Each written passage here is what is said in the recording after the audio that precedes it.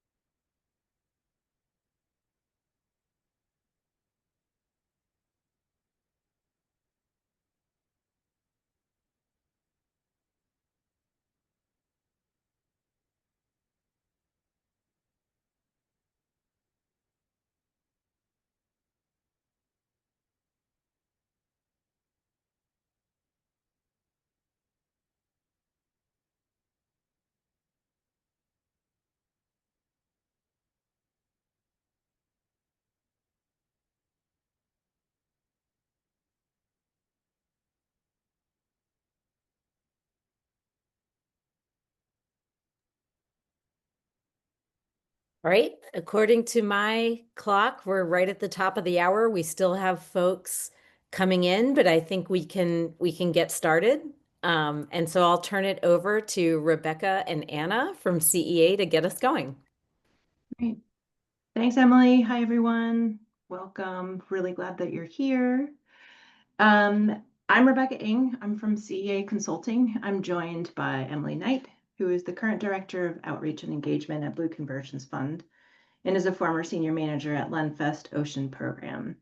I'm also joined by Anna Rick, and we are going to be your webinar hosts today.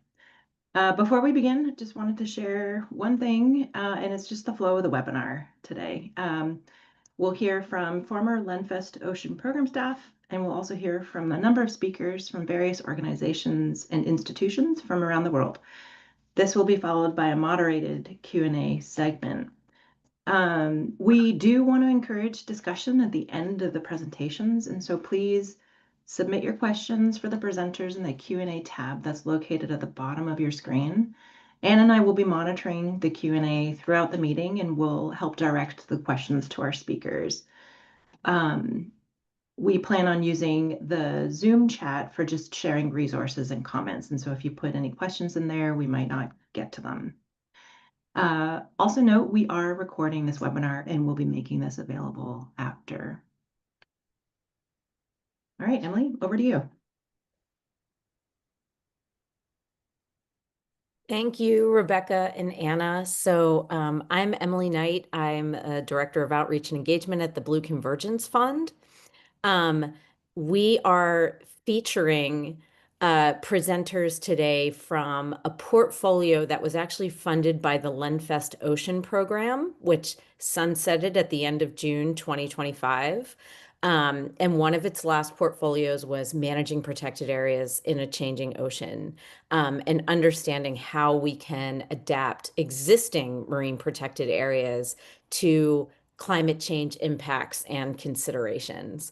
And so that portfolio ran up until the end of Lenfest. And we have continued to learn so much from it because results from these projects have continued to come out throughout this year. So we really wanted to make sure those lessons and results got out to the broader community, which is part of why we're here today. I want to acknowledge that I am joined by some of my Blue Convergence Fund colleagues, Sarah Close, Charlotte Hudson, Dom Kone. Charlotte, Sarah, and I all used to work at the Lenfest Ocean Program, and Sarah Close scoped this portfolio and identified these projects. And so we're really excited for folks to come together, and we're so grateful to Rebecca and Anna, who we sought help from basically at the Lenfest Ocean program to ensure the results got out there because we knew the program was ending. And Blue Convergence Fund is an organization that is in some ways is continuing the work of the Lenfest Ocean program to continue to fund research and engagement and community building to inform ocean and coastal management decisions. And so please stay up with us. I will drop links in the chat to our newsletter. We will continue to work with these projects and learn from these projects, and really want to encourage audiences out there to continue to engage with this topic because so much has come out of it. So with all of that, I'll get on to introducing who our speakers are today.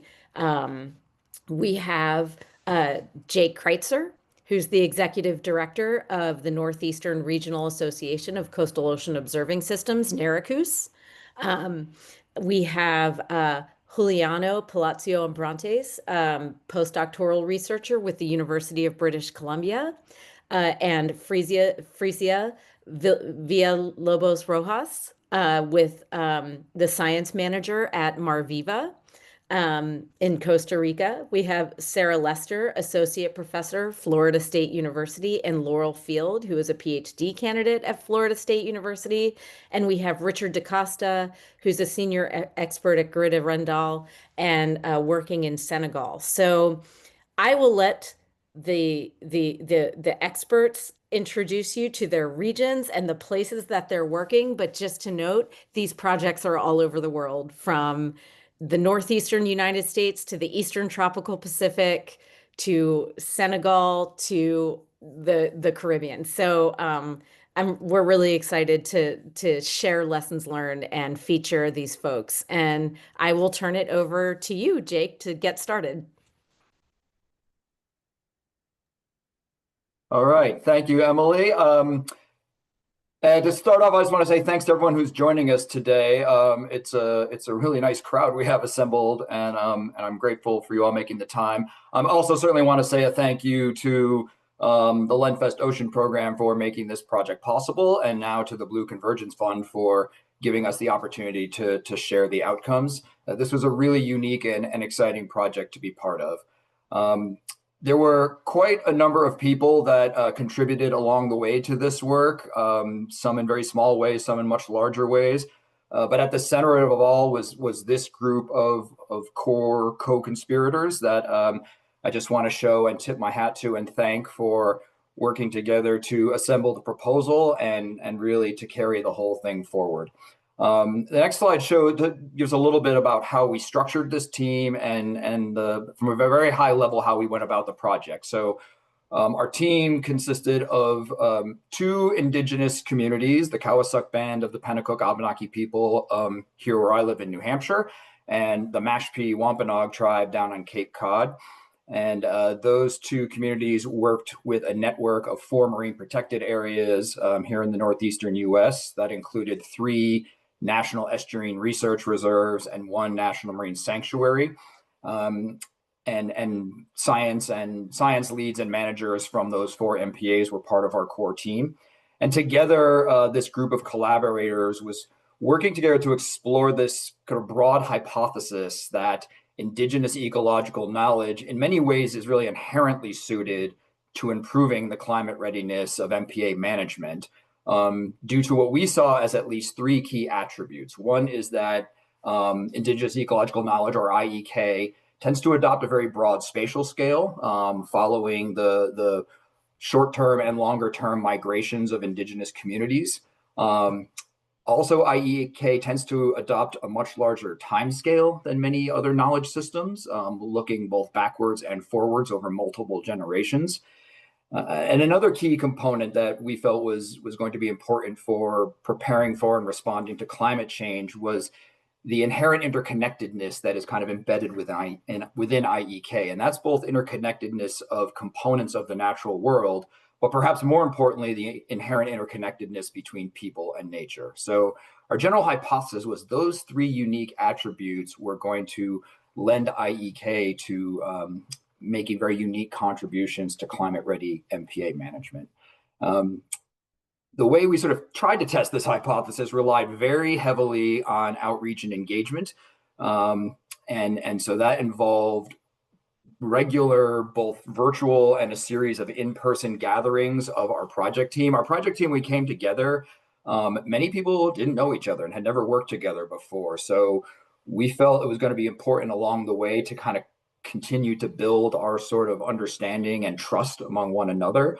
But we also got out there with the broader community of both Indigenous knowledge keepers, MPA stewards, and other users to share what we were doing and how, but also to get input on the kinds of more specific questions we should be asking and why and how we should go about them. So we organized our own workshops and other events, and we took advantage of other meetings where like-minded practitioners were gathering and were interested in hearing about the project.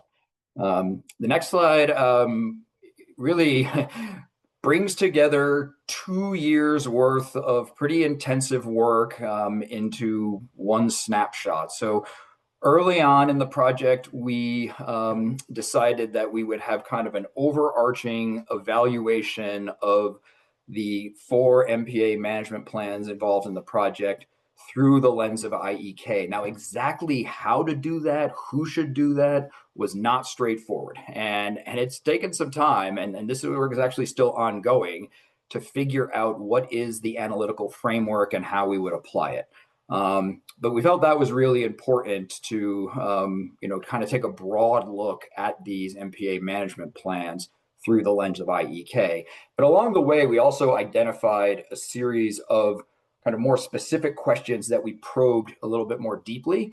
And these questions are laid out along a continuum of science to management that kind of feeds into the MPA management plan. So this started with just understanding the broader long-term context and the nature of change within the landscapes and seascapes we were working, right up through looking to the future and thinking about what these MPAs and the communities who care about them, and really the broader ecosystems in which they're embedded, would need to think about in the future. But as we sort of identified this series of questions and started to dig into them, another issue we identified early on was that, it pretty goes without saying that in order to apply IEK, you need to have IEK. And in many cases, our Indigenous communities were concerned about how much of their Indigenous knowledge has been lost through the rather troubling history of displacement and depopulation and outright theft. And that we actually needed to contribute to efforts to preserve what we have, and also in some cases to rebuild IEK. So we had a portfolio of work that really focused on preserving knowledge. And that was through both updating a book on coastal fish of southern Maine and New Hampshire that had been produced many years ago with IEK added to it in a new supplement that's in the works. So that included things like Indigenous species names, uses, roles in folklore. That was kind of a broad dissemination strategy, but we also, targeting youth in Indigenous communities, planned and executed a series of more hands-on activities that tried to get them more engaged with these natural systems and with the knowledge, the Indigenous knowledge of their communities. Because in many cases, Indigenous youth are not unlike non-Indigenous youth in that there's a risk of disconnection with nature due to technology and other distractions. So we took some efforts to try to rebuild those linkages.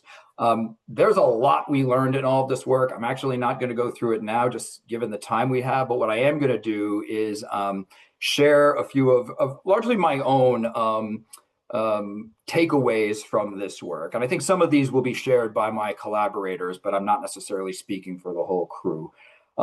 Very early on, we recognized that we were going to be wrestling with a fundamental paradox in that we are working within a governance system, MPA management, that was developed largely without consideration of, and in many ways, in outright contradiction to the principles of IEK. And we sort of acknowledged that, but agreed that we could still work within this. We could kind of play the hand we were dealt and think creatively about how to overcome that. Our Indigenous partners very early on, when we first framed up this project, we kind of created what in hindsight was a false dichotomy between Indigenous knowledge and Western science. And they were quick to say, you know, we like technology, we adopt technology, that the technological tools help us to build our IEK. So that was a really important outcome, was to kind of blur that line a little bit. And I think a corollary of that is to remember that IEK is not some relic of the past. It is something that is very much alive, it's very much dynamic, and it's very evolutionary. So it is growing and changing and will continue to do so in the future. In addition to these sort of contradictions and synergies, we identified and navigated a couple of tensions. One of those had to do with capacity. Indigenous communities are often faced with capacity limitations.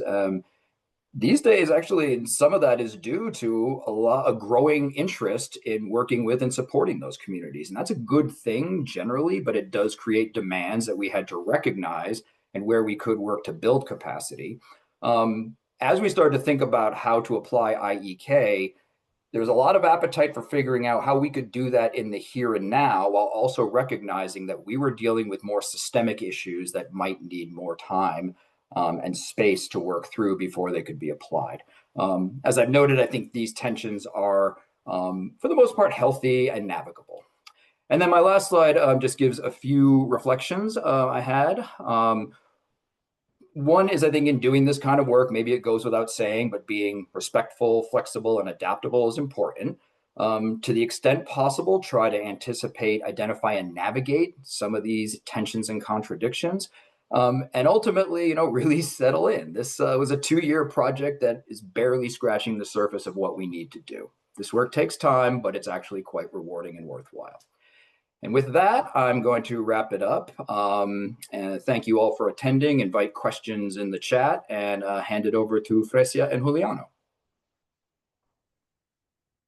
Thanks, Jake.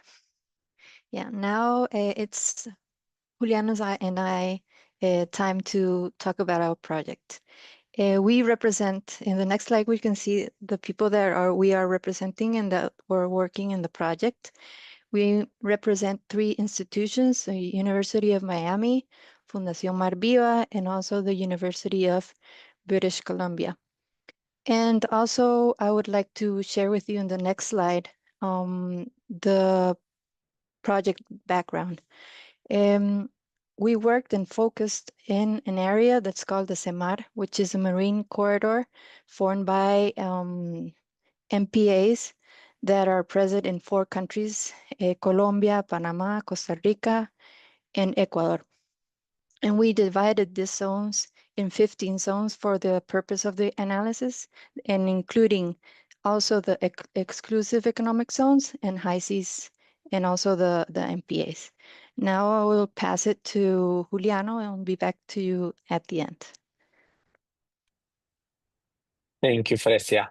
Right. So the main objectives of our project was to understand how climate change would affect key species in this region. We have 3 main particular objectives. One, looking at how oceanographic variables will change. So for example, water temperature, oxygen, salinity, all these different variables in the oceans that make fish live happy and thrive around the oceans. Then we thought, okay, so if these environmental variables are changing, will that change the biomass of the species? That is, the amount of fish in the water. So are we going to have more fish because of climate change here, or are we going to have less fish? But also the habitat. You remember when it is really hot outside, you sometimes don't want to go outside. So for fish, could it be the same? If it is too hot, maybe they will not go to that part of the ocean. If there's too much oxygen or too lower oxygen in this case, maybe they would not want to go to that part of the ocean. So we also asked that question. And finally, one big objective of this project is to create management recommendations. So as Fresia said, the CEMAR is a regional body that coordinates these marine protected areas, and we wanted to create policy briefs, science that actually can help manage these MPAs under climate change. Very briefly, promise no equations before I go into the results. Just our methods were modeling, as you're going to see in the results, a lot of community engagement. So we run several workshops, just talking with stakeholders to develop feature management scenarios and different activities in the regions and communication of results. We also had different webinars like this one and also workshops to communicate results to policymakers, to fishers, and other academics. Right, so what have we learned in terms of results from this project? What you're looking here in the upper graph is the trends in the biomass in the region. So that is the amount of fish. So the blue line is the climate change scenario where things are not as bad, whereas the red line is the worst case scenario. And what you're looking in the vertical axis is the changing biomass relative to today. So you can see that on a positive future where society gets their act together, biomass in the region reduces very little and it stays that reduction stable. However, if climate change continues to affect the region, in the worst case scenario, especially after 2050, 2060, you see the biomass in the region substantially going down. Remember, in here, we looked at 42 species that are important in terms of fisheries and conservation. So these are the results for these 42 species.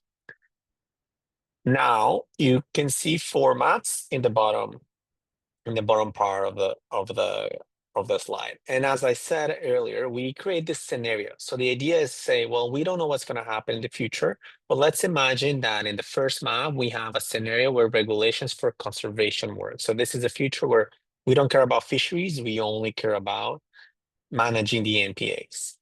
Then we have a second scenario, the second map, that is regulation for fishing only, which is the opposite. Let's imagine a future where we don't do any effort in managing the MPAs, but we actually improve fisheries management.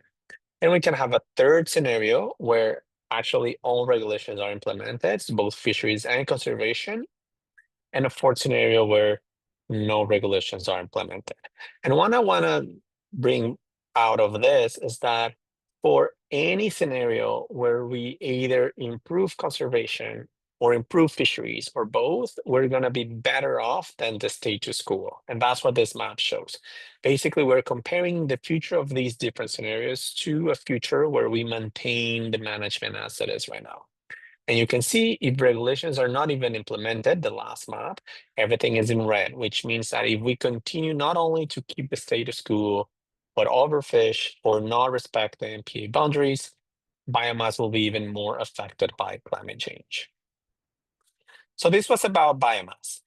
Now, what about the habitat availability of species? So in this other set of modelings, what we did is we looked at how the habitat of the different species is going to increase or decrease in the Eastern Tropical Pacific. And so you can think about this before I go into the graphs as if a vertical habitat, right? So on top, you have the sun coming in, warming the temperature, warming the surface of the water. If it gets too hot, that surface that is very hot is going to expand because it's warming from the top. But then from the bottom, you have something we call oxygen minimum zone, which are zones that have very, very few oxygen, where fish don't really like to be at. And that comes from the bottom. So with climate change, what you would expect in some cases is that it gets warm and gets oxygen. And this is what we're showing here. So here in the top, let's focus on the top row. You have the superficial, so that is temperature. And in the bottom row, you have oxygen deep. So places in red are places where species are losing habitat and in blue is gaining. So for example, the first column is during El Nino. So during El Nino, for tunas, this is an example for tuna, the red areas are places where the water is too hot in the surface, so tunas have to go down. And places in blue in the bottom are places that is going to get deeper. So you can see that for El Nino, tunas tend to go deeper. However, for La Nina, they actually seem to be compressed. They cannot go higher. They cannot go to the surface because it's red, temperature is too hot, but they can also not go deeper because the oxygen minimum zone is coming up. And then we see what happens in 2040 in the future. So in the future, there's an interesting scenario where you have temperature increasing in its surface. So tuna cannot go up, they have to go down. But then you have some areas where they can actually go deep, you see close to the coast. But some other areas, more like you see here in Costa Rica or around some of the Galapagos and PNZ, where they actually cannot go down because of the oxygen minimum zone. So that is about the results. And so you're gonna now go back to Fresia to wrap it up. Thanks, Juliano. And I wanted to share with you some of the outreach that we try to do to reach stakeholders that have different backgrounds and interests. So additionally to the workshops that Juliano mentioned, we're also working on an app that will be available in Marviva's webpage with the results. And also we are doing some other approaches like videos with the main concepts of the that are important, that we think are important that people understand, like this, like what Juliano was explaining, like the compression of the habitat. This is one of the videos that we're trying to produce.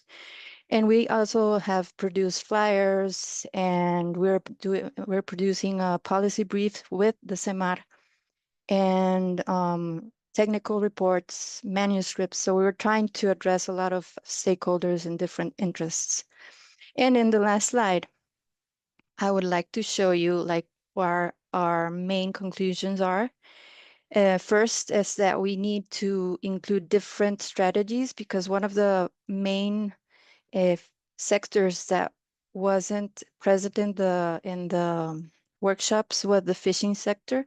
We had some fishers there and fishing authorities, but not in all countries. So I think climate change is not as interesting to them as we tried to propose. So we have to do different things to include them in future. Also, most of the countries don't have a framework to work adaptive management. So this is something that we need to work on in all the 4 countries. And the third and the fourth conclusions are related. We need to work deeper, research deeper, and monitor deeper, and do manage in 3 dimension, and also think about the timeline. And the fifth conclusion would be that we need to think about what's happening inside the MPAs and outside the MPAs.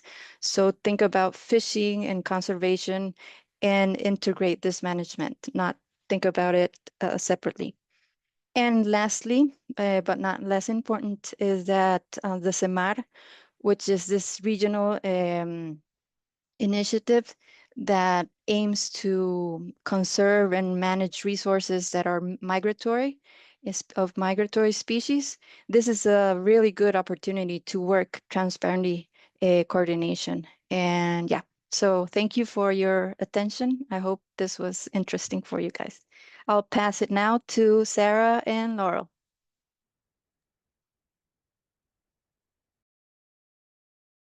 Thank you. I'm so pleased to have the opportunity to share a little bit about our project. So our project is a collaborative effort between researchers at Florida State University and Stanapa Bonaire, the organization that manages national parks and the marine environment in Bonaire. And Bonaire is an island in the Southern Caribbean. It's located about 80 kilometers from the coast of Venezuela. And the goal of this project is to better understand and address climate change impacts to Bonaire's marine environment.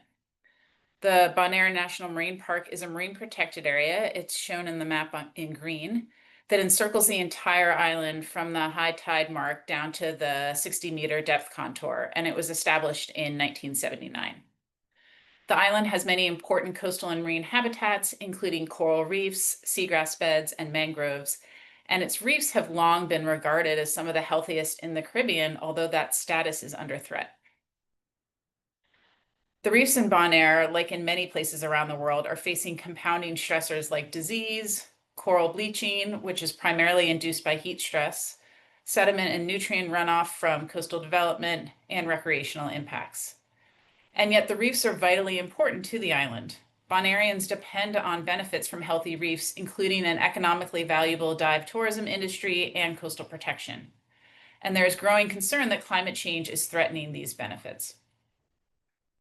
And indeed, when we were planning this project, Stanapa had identified climate change impacts to the marine environment as a high priority issue, but they faced capacity issues to do this in a comprehensive way. Although I will note that they had a history of using adaptive and dynamic management options, for example, in response to the spread of stony coral tissue loss disease. They had used temporary dive site closures and other measures to slow disease spread.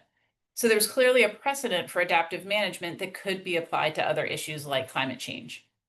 And so with Stanapa, we identified a need for recommendations on how to prioritize and allocate efforts for monitoring and adaptive management in response to climate impacts, with a focus on coral reef habitats.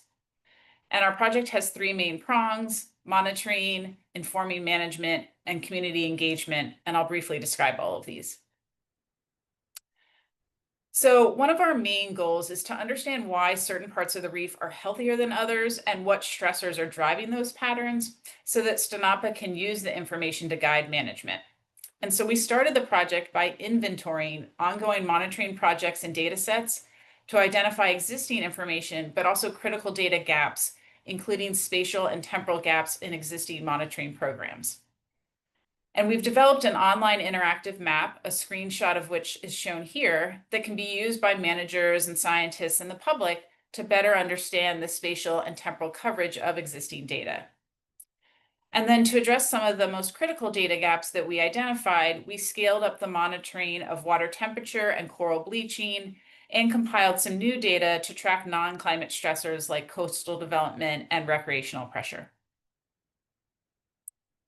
So we've added in-water temperature sensors in 14 locations to supplement the existing sensors that were all clustered in the central west coast of the island near the capital.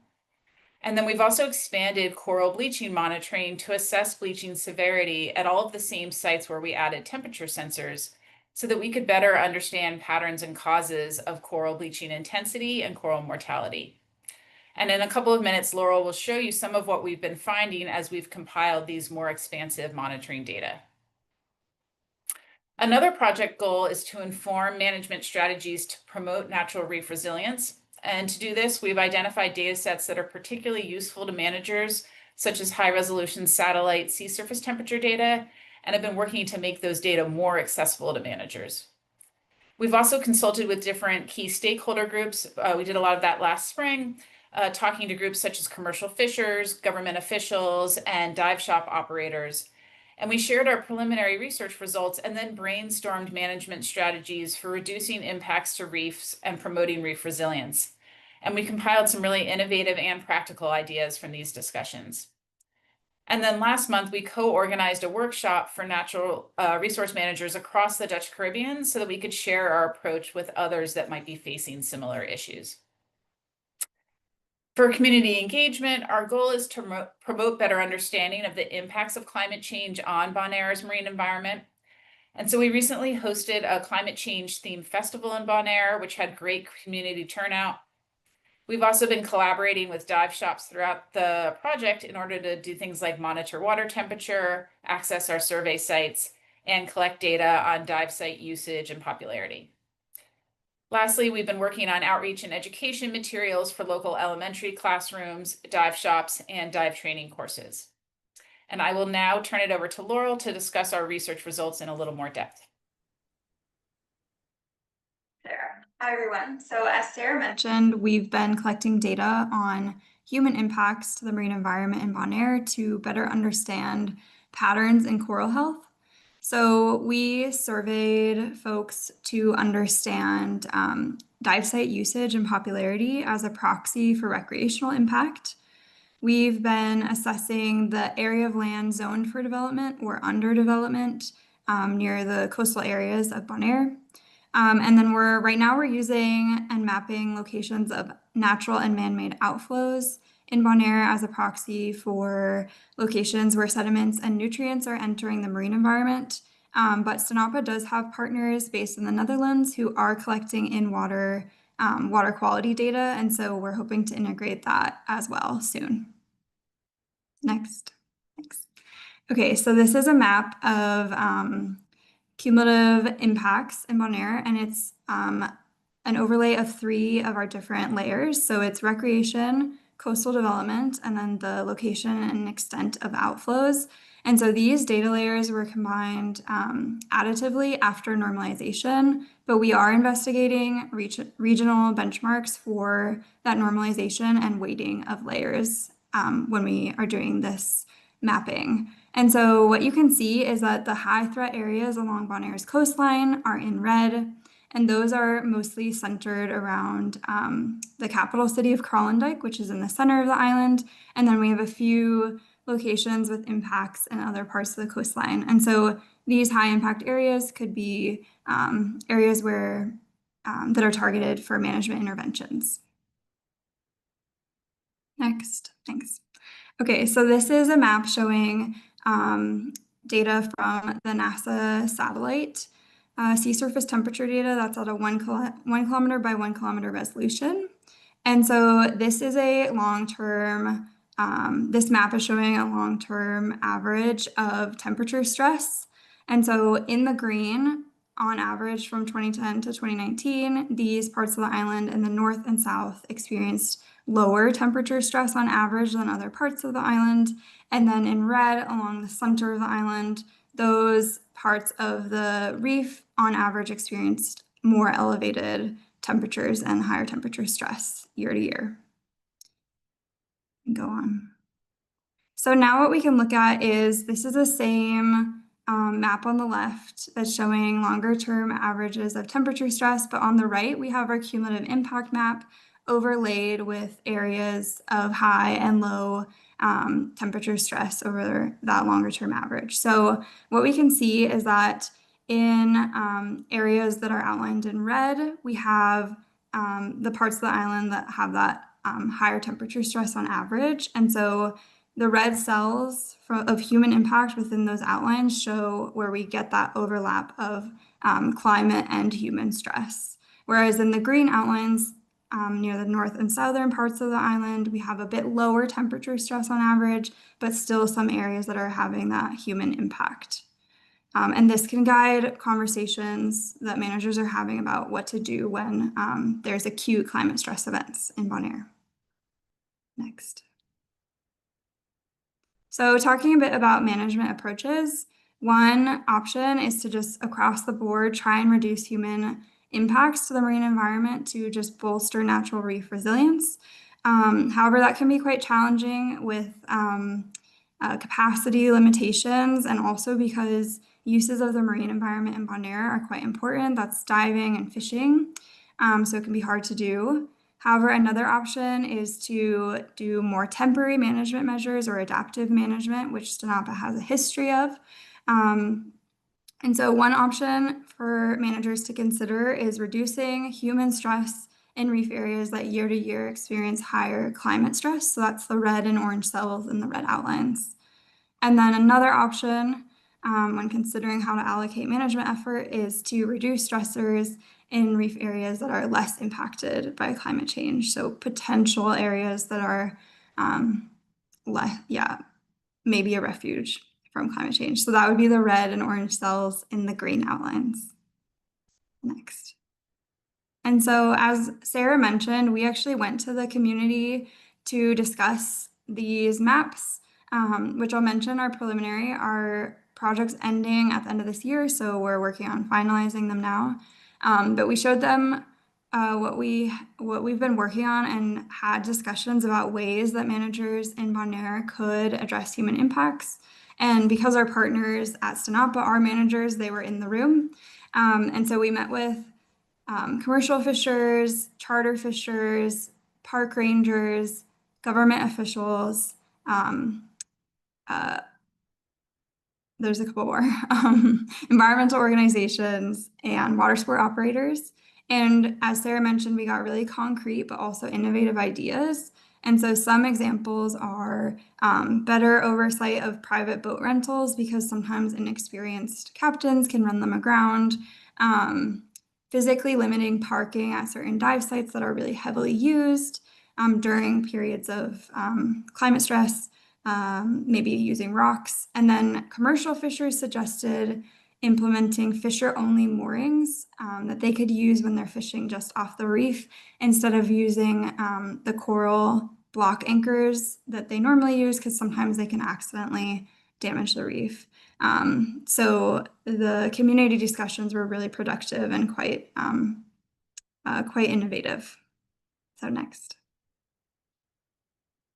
And our last slide is just a thank you to our project partners at Sinapa, the community that's so generously engaged with us throughout this process and is continuing to do so, the dive shops we partner with to collect data and access sites and collect information on diving pressure, and then our funders at the Lenfest Oceans program. So thank you. And now I'd like to pass it to Richard.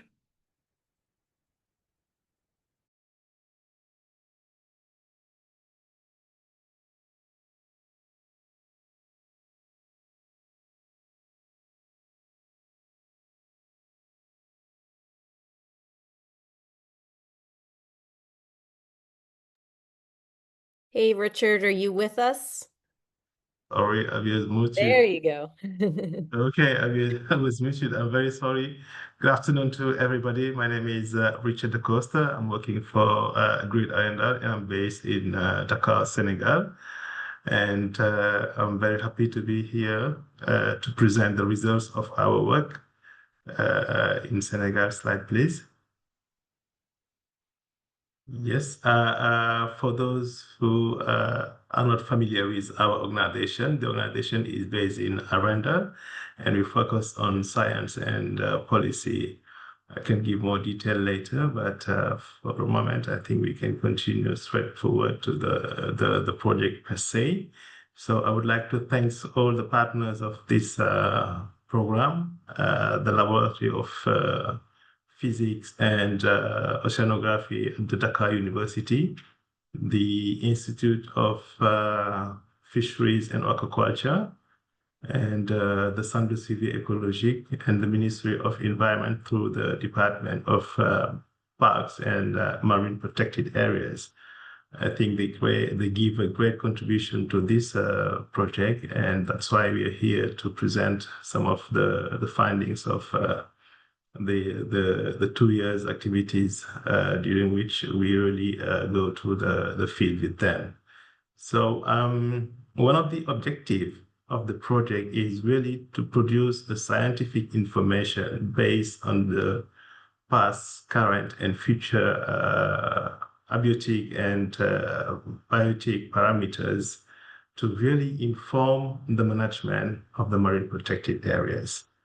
You know that marine protected have been created without a very strong scientific knowledge. It was based on needs, and the community sometimes do express the need of having it. Then later we're trying to see how we can support this need expressed by the communities. So this project was very welcomed, and it really going to help us to fill this kind of gap. So the impact is really to set a foundation for understanding the effects of climate change on marine protected area, and see if this can help really to improve the management of the rules and the governance of marine protected areas within Kayar and Foyle marine protected area.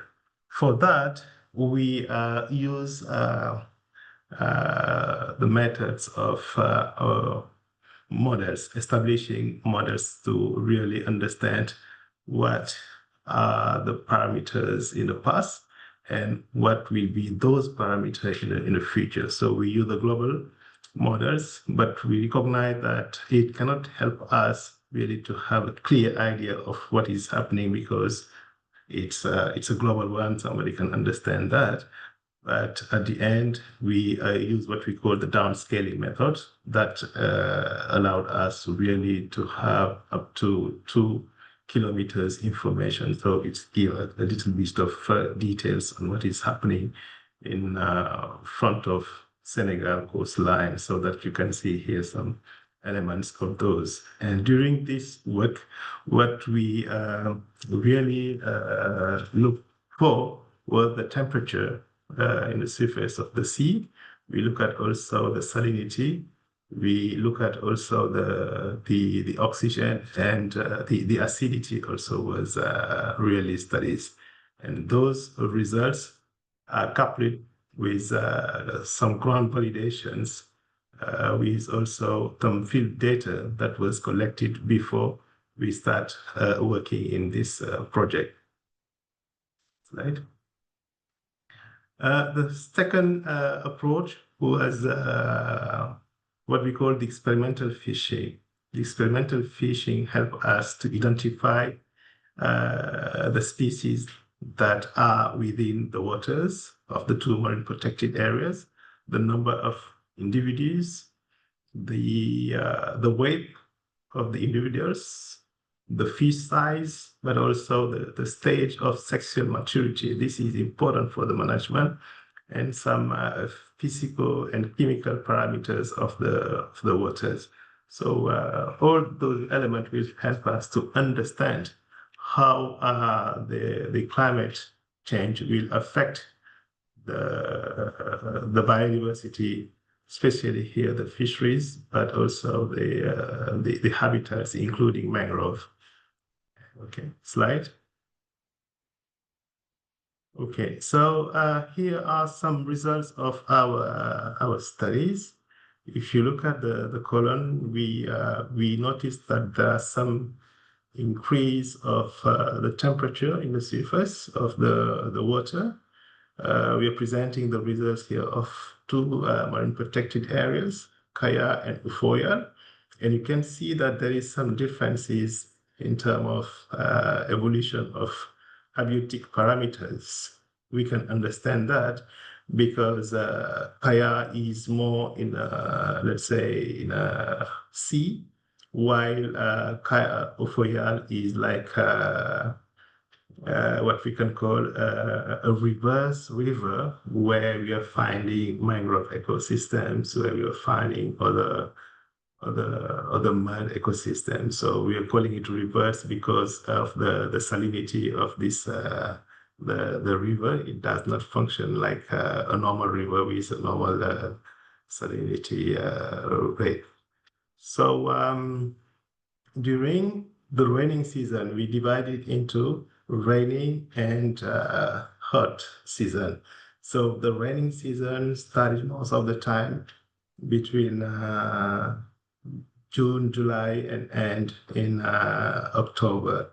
So during this period, some parameters may change, and others, in general, they all increase except the current speed that decrease during this period of the cold season.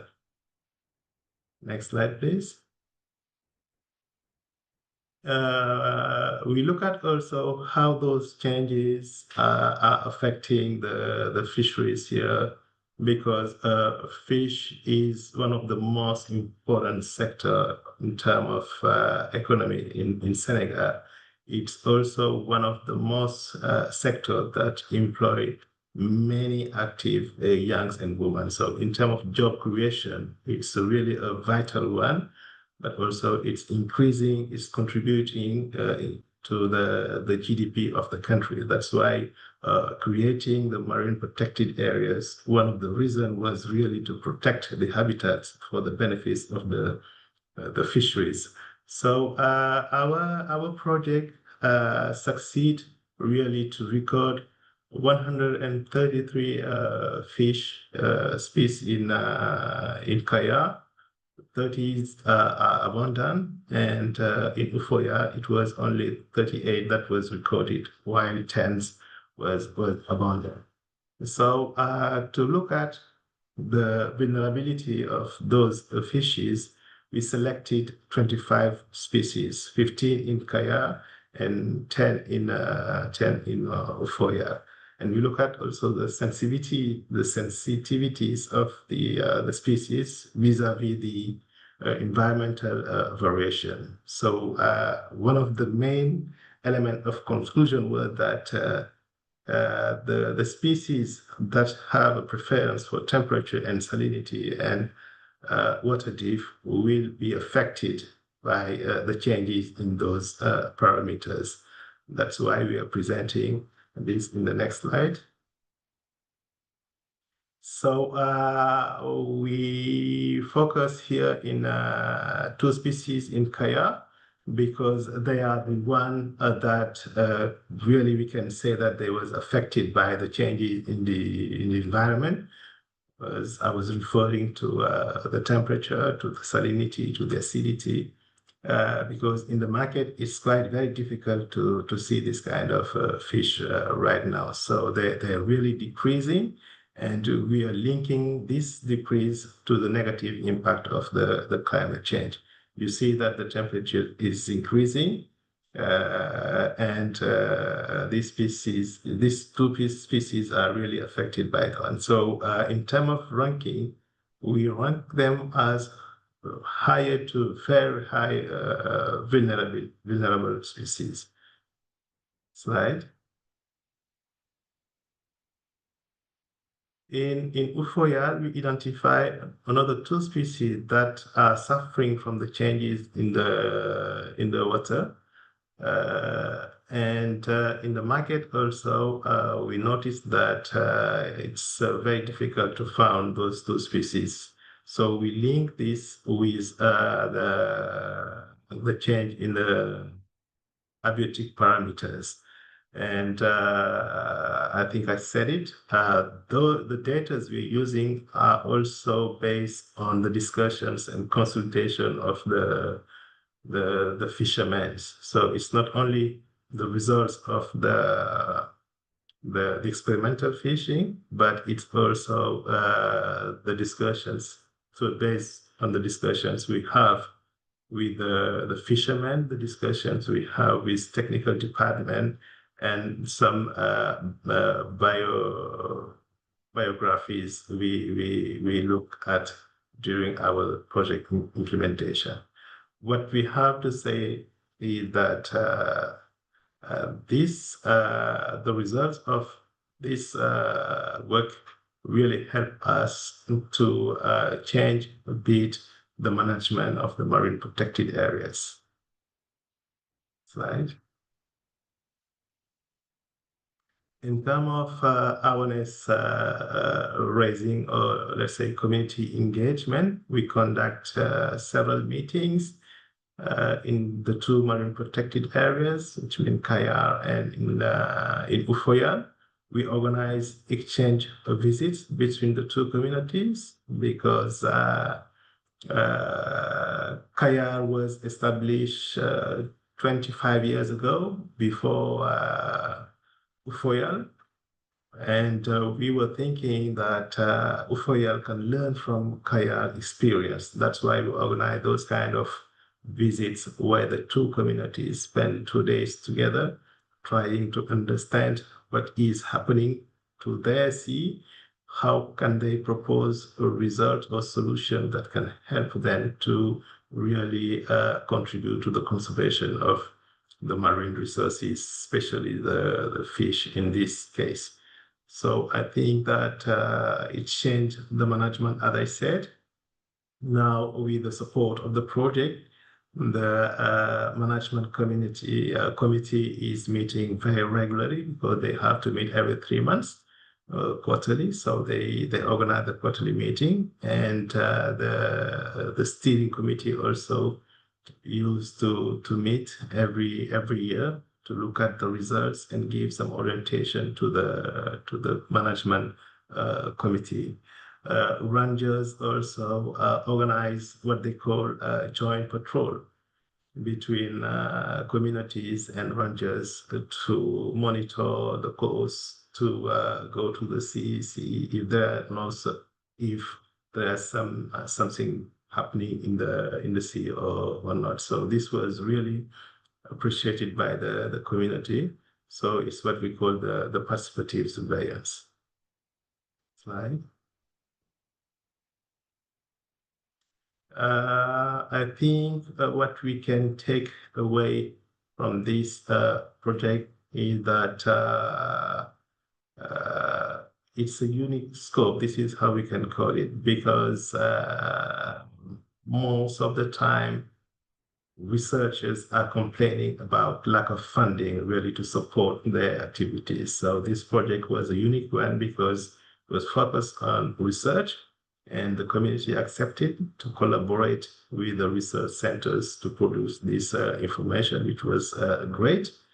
The combination of local and science knowledge was really a good approach. And the results we are presenting today are also validated by the communities where we are working. And the impact, what we can call impact today, is the strong commitment from the government to really continue support this kind of experience, to spread it out the 2 marine protected areas and try to include it to the rest of the 15 existing marine protected areas in Senegal. So in terms of experience, it was a successful one.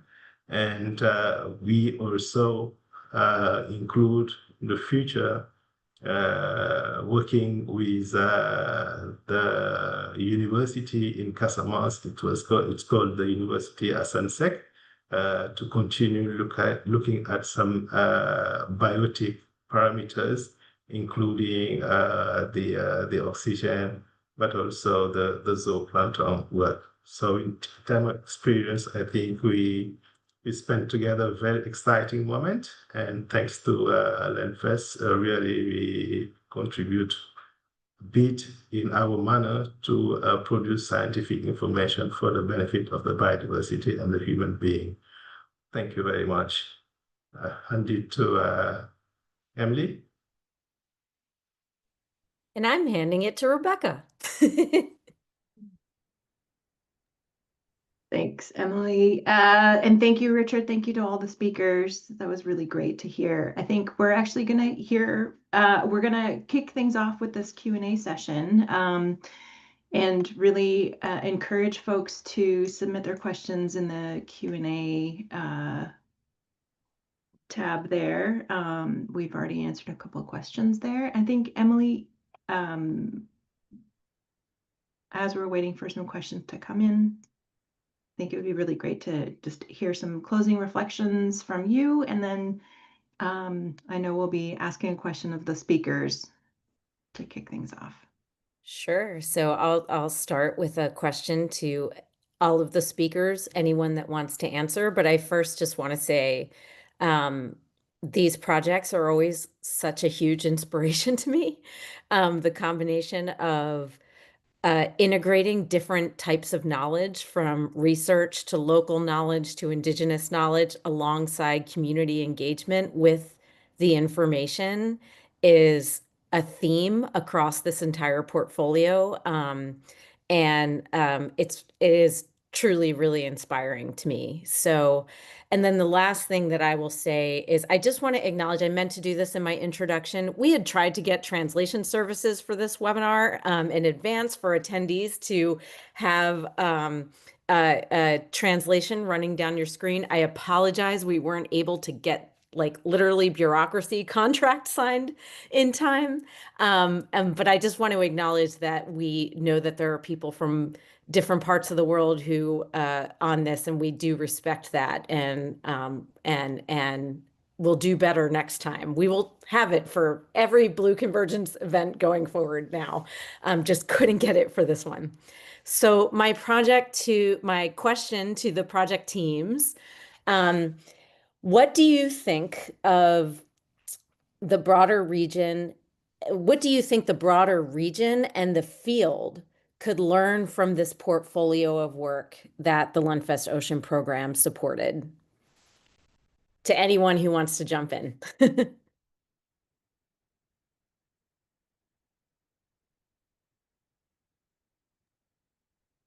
Emily, I'll jump in since I was the first speaker, so maybe I should answer that first. You forewarned us this question was coming, and I've struggled to come up with a good answer. And it's only because I think the scope of the problem and the scope of the solutions, I think revealed across these projects is so broad. So I think the general answer of, what could the community, the region, and the broader community learn is a lot. I think one of the things that I struggled with a little bit in thinking about this webinar and really just generally how to convey the outcomes of our project is that I think we did some creative things and tried to tackle some thorny questions.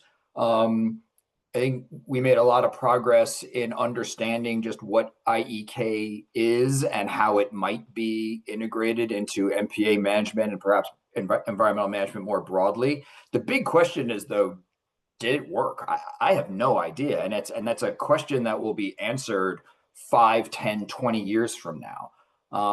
So I think, I don't know if this quite answers the question, but I think one of the lessons that I've learned, and I'm suspecting other presenters have as well, is we need time. And so that, when tackling issues related to climate change, they're complex, they're thorny, and the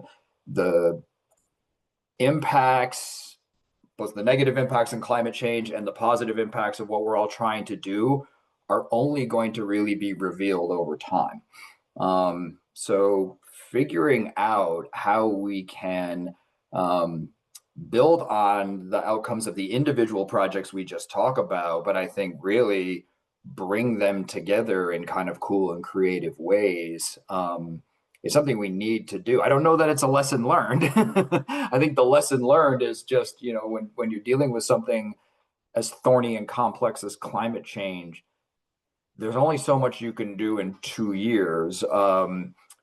And I think what we've all done is really strong, promising starts that now need to continue in different ways. I'm not putting that all on the Blue Convergence Fund. I think I'd love to, but I think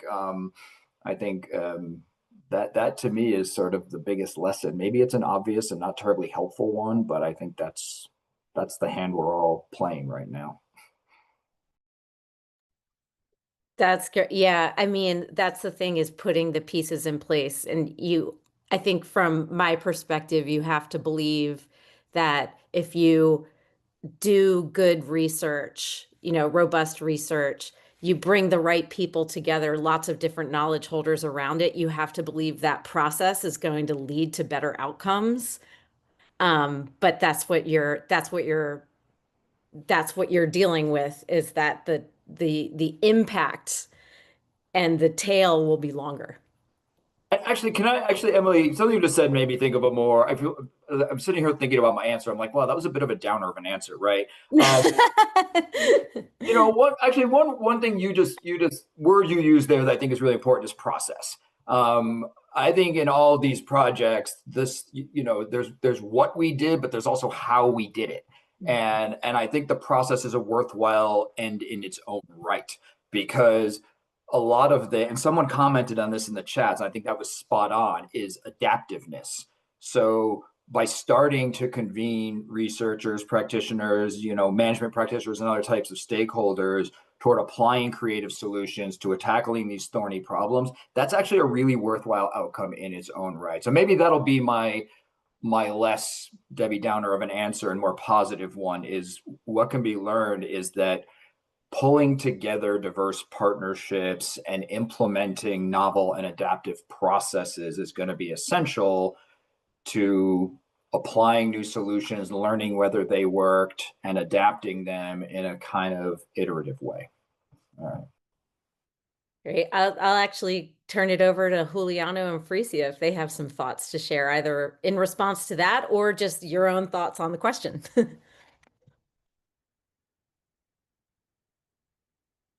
So, okay, I'll start.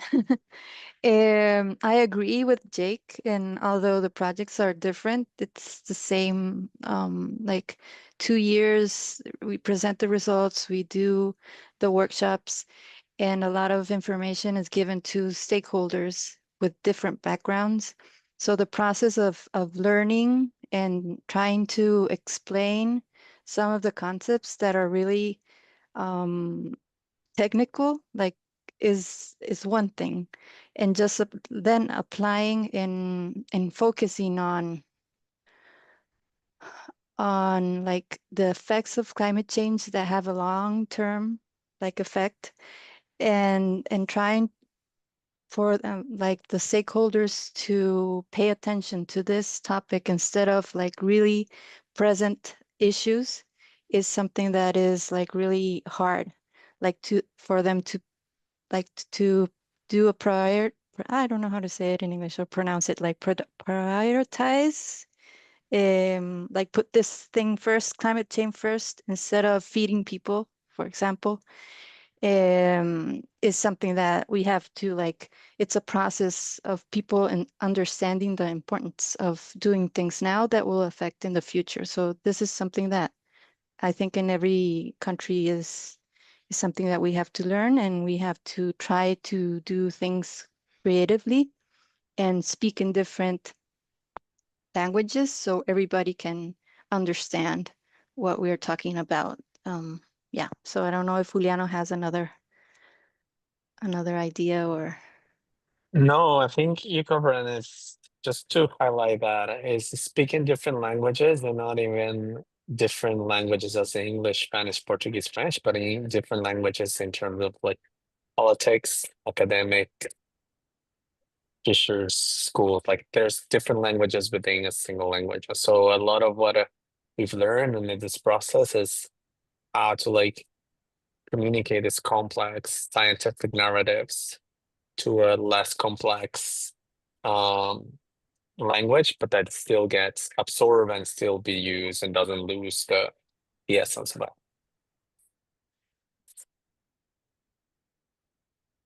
So I'd love to, I guess, recognize what Jake said about how this is a really complex, thorny problem, but then also build on what Frecia and Juliana pointed out about how it's challenging to communicate this really complicated information to different stakeholder groups. I think one of the things we became very aware of in our project was just how often MPA managers have pretty limited capacity and are wearing many hats. And so even though it is a tricky problem, we tried to really take like a more simple approach. And like when we found data gaps, think about how we can fill those data gaps in a like more simple way, and maybe so that it's like sustainable to like collect that information on an ongoing basis, and sometimes use simple proxies. Just to give like one concrete example, we were really interested in the interaction between climate change stressors and stressors from other activities. And one of the big ones in Bonaire is scuba diving, because that's a really big industry on the island. But we didn't have any data about like the spatial distribution of dive pressure. And so we worked with dive shops to do a couple different like simple surveys that were not like super scientifically rigorous, but they were able to give us some really useful information on which sites are used the most. And it ended up having this like additional benefit of being this kind of educational opportunity with the dive shops, where we were like teaching them about our project and about climate change. And so we had initially just thought of it as being like a data gathering exercise, but it ended up being an important part of outreach too. So yeah, and this also ties into the question I saw in the chat about adaptive management. Like, how can you encourage and support adaptive management, but in a way that's relatively simple and straightforward and doesn't require like super complicated science, but is still science informed? And I mean, I don't have all the answers, but I think taking a simple approach can be really valuable sometimes. Yeah, and I'll turn it over to Richard, but that I love that one of the things out of these projects is climate change is a big thorny issue, but you all are demonstrating we can do things. There's a lot that can be done, and that's come from the other projects too. So go ahead, Richard. Yeah, I think I agree that the time was a challenge, and it wasn't only. I think when we were designing this project, we forgot totally about the weather forecast. Many times we changed the date of observations in the sea because of the forecast, and we have to do this together with the communities. When we planned, they came back with another days, and it took like a very long period to have a very good day for all the stakeholders, but also to have a very good forecast for the weather. So I think in terms of learning, there are some elements that are not under our control and that may affect really the project timelines. The second element from our side, as I said in my presentation, was the focus. It's for the focus of the project. It was a research one, and the establishment of the marine protected areas. Most of the time, most of the project coming to the area, there can be some livelihood component. So it was quite very difficult for us in the beginning to introduce this, let's say, vision of we are here not for livelihood, we are here not for anything, we are here only to understand how the system is functioning and how it's affecting your livelihood. Then later you can use the results of our project to really develop programs on livelihood. So I think it was something that was very interesting for us. And the third element for me was the results really can help them in the future to orientate the investment, because we can predict the fishing season if it will be good or not. So depending on the element we have, we can say to them, please don't invest on fishing this year. You can only go to the CEO, to the market for like your food, but don't put money doing business this year in terms of fishing. So for us, it was very interesting. And as I said, we have identified also some champions that have, let's say, this capacity to mobilize this. They keen to learn, because there are several phenomena they use to see, but they don't understand really what it is. And everything now is climate change. So how to differentiate the climate change to the anthropogenic actions? I think this is also something that was very interesting for them. Over to you. Yeah, that's great. I think the one thing about like the community engagement is not only do stakeholders and others have knowledge and expertise to share, but they're also observing the changes happening in the water and don't necessarily have all the context for like the scientific research behind that. And so I imagine it must be like, okay, I'm seeing this happen, like what's going on? And then being able to engage in a process to not just inform the process, but be able to do something about what people are seeing. And so that's great. I'll pass it to you, Rebecca, because I think we do have some questions in the Q&A. We do. No, this I is will great. shut up. It's all good. This is meant to be a good Q&A and discussion, really. I mean, it's great. I think a few people have already started answering this question from Jackie. Jackie asked this question. A few speakers mentioned adaptive management as a strategy going forward, but the actual implementation is typically very tricky. Do any of the speakers have examples or thoughts on how to promote adaptive management within existing rigid management structures? Who would like to answer that? I know Sarah had referred to it, and Jake as well. You're pointing up to... I was asking if Sarah wanted to go, but I can. My answer, I think, is a little simplistic, but I think the types of MPAs we were working with, so the National Estuarine Research Reserves and the National Marine Sanctuaries, different but similar in that they're both very science-oriented, very focused on stakeholder engagement and stakeholder convening. And in my view, that approach lends itself to adaptability. The reserves in particular, because their primary focus is on research, they can be very effective kind of testing grounds for, we're developing new science, but also trying to apply it. So one answer is just there are, MPAs come in 1,000 different shapes and sizes, and some of them are more focused and do have more, I think, the more rigid governance structures in place that kind of underlie the question. But I do think there's others out there that often don't have the same kinds of authorities to regulate uses, but the flip side of that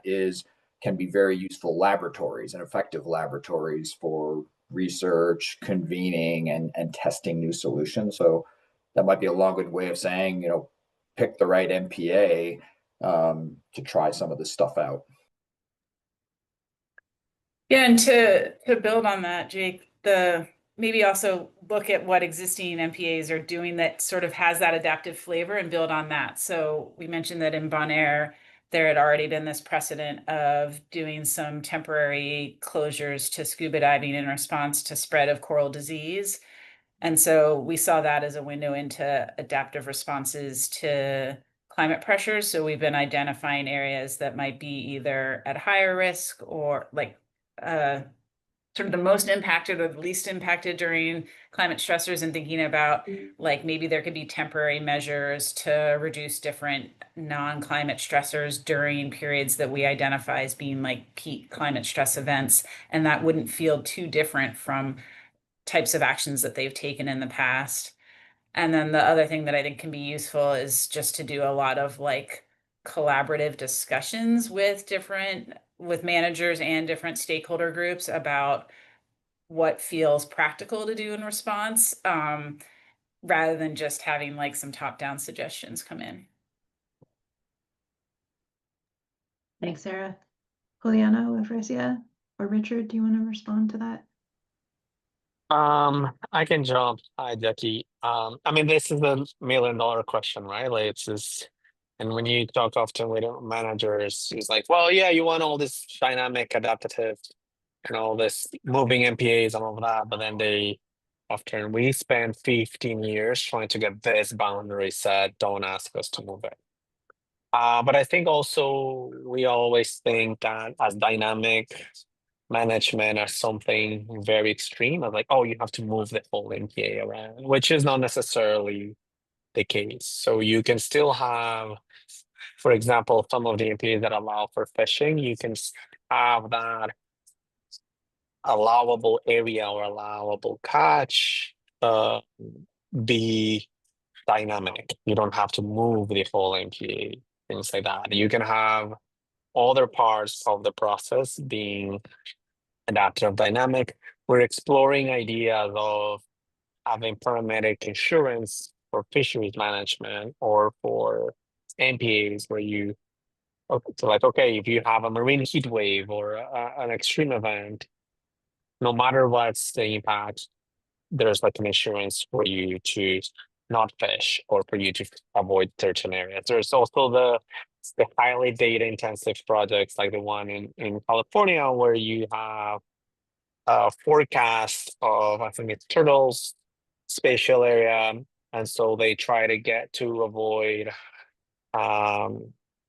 bycatch in the polar fishery. So you have things like that that are not fully dynamic as like best case scenario, but it still is an in between that you can implement. And I think the challenging is implementation in those MPAs that are like already really well implemented and have management plans might be harder, but in those that are coming or those that are still working in the management plan, that's where maybe we also have a better chance to pushing these ideas and see whether they can stay.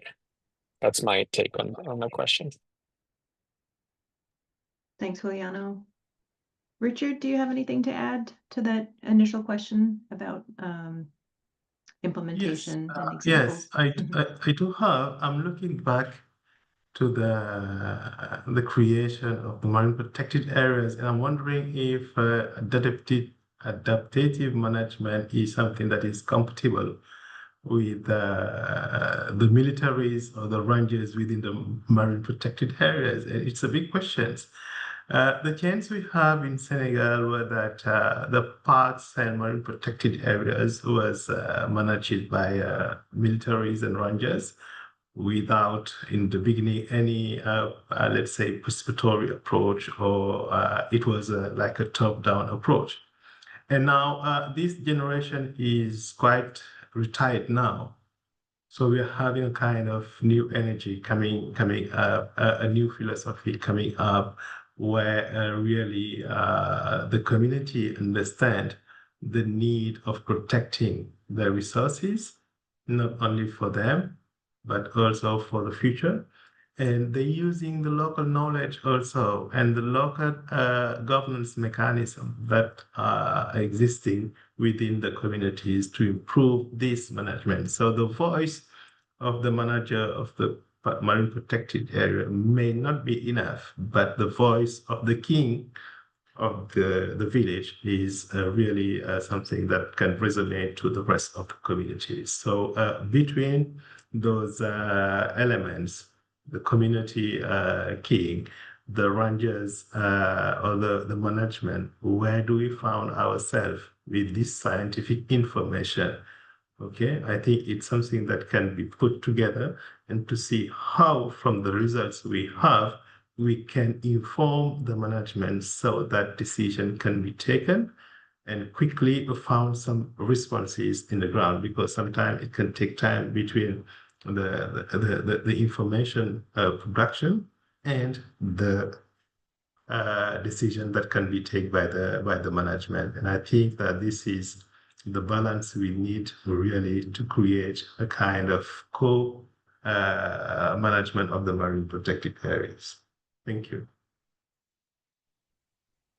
Can I just put a point? One thing I think, Juliano, I'm so glad you said this, which is like, because I think the worry with climate impacts on existing MPAs is, should we have not put this MPA here now? Like, are we like suggesting to move it all, that there are actually really creative things that can be done with the spaces that we have, and that it's not it was never a wasted investment because of now climate change. And I think that's a fear, a legitimate concern that people would have. So I just had to put a point on that one. No, appreciate that, Emily. There was a question that was posed to Fresia about the Dorado fisheries, and it looks like it was answered. The question was, are the Dorado fisheries is an open fishery for everybody, or is it regulated for special groups like sport fishers? And the answer that Fresia provided was there are different regulations, but most MPAs that we analyzed, that their group analyzed, allow Dorado fisheries. All right. I am looking to see if there were other questions. I think there was one other question that it would be great to hear from folks here is, what's next for you all? What's next for your research? How are you looking, what are you looking forward to with regards to your research? Who wants to go? Who wants to answer? So maybe I can start. Yeah. Well, we've talked among us in the group, and we would like to try to focus on working with fishers or users, and also with the institutions that were not attending to the workshops that we did, because the focus was mainly on MPA managers, right, for this project. But we think it's really important to try and work with the fishermen and fisherwomen, and also with the institutions that regulate fisheries, and try to explain and socialize these results, and try to work also with the MPA managers. And we're also working with SEMAR, which is really important, is working and is being strengthened, and is working on a climate change plan now.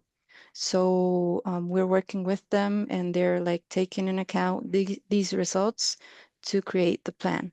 So this is something that we're going to be working with them. And yeah, I think that's the main thing that we've talked about. I don't know, Juliana, if you want to add something else. But these are the focus that we think, the gaps that left the project that we want to keep on filling.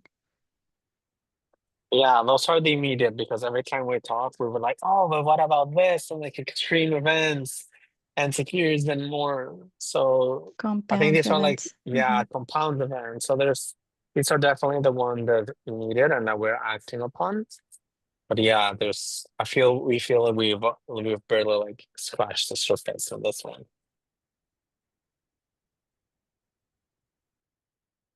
I can jump in. I think like one of the things we've been thinking about is how we can take what we've done in one specific location and like develop a little bit of a template for how to address similar questions in other locations, and recognizing that every place is a little bit different, so you can't perfectly do that. But so as a start of that, like as I mentioned, we recently had a workshop with folks that work in other Dutch Caribbean islands, where that to us felt like the easiest step. So like us also islands in the Caribbean, also under the Dutch government. But I think we'd be interested in looking like broader throughout the Caribbean, or even other MPAs that have a like strong coral reef focus, and thinking about how components of what we've done might be really relevant in those other contexts. Can I come in? Thanks, Sarah. Richard? Yeah, from our side, we would like to focus on producing information, scientific information for the Casamance marine protected areas. And we are continuing by establishing what we can call a regional scientific committee, because in Casamance we do have 8 marine protected areas. I think they love the idea of the Lenfest project, and now they would like to benefit from it. So we are establishing a scientific committee to oversee all researches within the 8 marine protected areas. We would like to involve more communities using some platforms existing, the mangrove platforms. It's a very good channel to spread out the information, but also we do have a network of Casamance Island that can be involved in raising awareness, but also having the University of Ziguinchor to continue the work we've started, and have maybe some students that have interest on the marine and coastal area of the Casamance.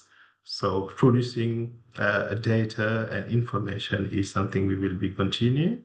Establishing this scientific committee for marine protected areas in Casamance is something that we really are doing, and raising awareness using existing platforms is also something that is of interest for us in the future. Over to you. That's great. Thank you, Richard. Jake, do you want to? Yeah, actually, my Finish response out would be in the with- same spirit, I think, as Richard's. I didn't in my talk, I didn't get much into the specifics. I focused more on some of the bigger picture issues and outcomes, but one specific theme that was pretty prominent throughout our discussions and some of our work was the importance of sustaining and recovering traditional food sources for indigenous communities. And one particular focus there is sea-run fishes. That is a shared priority of the tribes right throughout our region. And that being a focus of this project has been a effective vehicle for establishing new work with other tribes further north that weren't part of this project, but that do share that same concern. And what we're doing one of the things we're doing specifically is, I didn't talk much actually about what Nirakus does, where we run the ocean observing system in the Northeast, and engaging some of the other tribes who weren't part of the project, but in sharing the issues and outcomes led to questions and discussions about the suitability of oceanic habitat for salmon in particular, for Atlantic salmon in particular. So we're starting to work with some of the other tribal communities on how we can use the data systems we already have in place, and also how we might try to expand those to better characterize oceanic habitat conditions for salmon and other sea-run fish, to really start to gauge the viability of those populations and prospects for their recovery. All the tribes throughout our region put a lot of work into monitoring habitat restoration, habitat protection. And the one question is, are those investments going to be threatened by things happening in the ocean that might be beyond their control? So we're starting to figure out how we can tackle that. And I think the focus of this project has been a really useful bridge in those discussions and those new projects. That's great to hear from all of you. I'm going to just pop up the last slide here that shows a thank you and a reminder for folks to sign up for our next grantee webinar. Thank you again for joining us. It was a great set of presentations and really interesting responses to some of the questions that I think a lot of people are thinking about and wondering about in their own places. The next webinar is on December 11th, and we'll hear from speakers who will share their case studies from Baja California, Kenya, Japan, and Indonesia. So you can scan the QR code or click on the link that Emily popped in the Zoom chat. And we really hope to see you all there. I've also included the speaker contact information if you are interested in following up with each of the speakers. Thank you again for joining us. Thank you all. You. Thank you. Pleasure. Thank you, everyone. Thanks for coming.